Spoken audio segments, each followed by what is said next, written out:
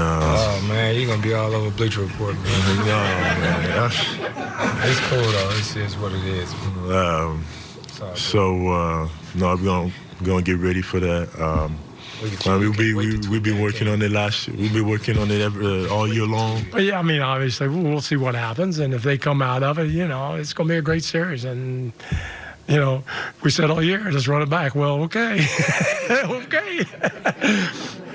I guess we're going to run it back. You know how good they are. So we'll see. We'll see how it goes.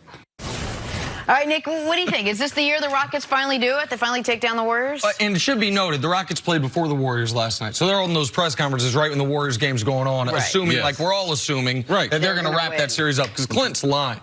Now that the Warriors lost that game, you know what the Rockets are hoping to face? The Clippers. They're hoping that the Warriors blow a 3-1 lead and they get the Clippers. But they're not going to. They'll get the Warriors. Is this the year they take them down? I think they're the best position to do it this season.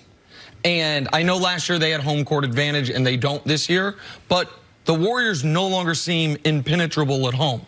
The Rockets also catching them around earlier than the Western Conference Finals, given the way Harden has worn down in playoffs in years past and given Chris Paul's age, I think that is beneficial to them. And the Rockets are coming off a series of superb defense. Now, their offense is going to go as James Harden goes and as the three-point shooting goes, and Harden wasn't great in this Jazz series. They had a really smart defensive game plan. They did. Built around slowing him down.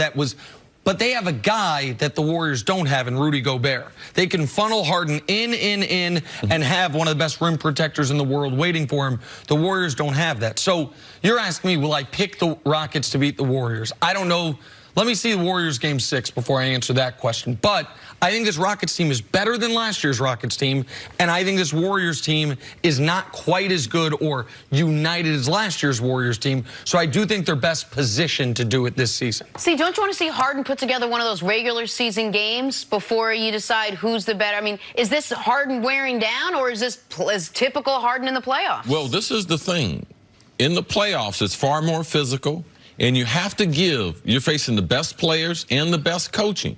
You have to give Quinn Snyder and their philosophy what they were trying to do, because it was a combination of a number of different ways to defend Harden during the regular season. No one had done what Utah had did in the playoffs. And you're seeing them every 2 or 3 nights. So you're making adjustments to that. So I don't think Harden being dominant has anything to do with me, with grading what kind of team they are, because when he's not dominant, it speaks to they're a better team. They can win without him being dominant. Their defense is better than it was last year. And the roles that the guys have played on Houston's team, I think, are well defined. I think when you get into pressure situations, they'll know what to do. The Warriors aren't as good. I don't know if Houston is better than they were last year. But let me tell you what they had last year. They had 2 opportunities to build a shutout. They had 2 closeout games, not one.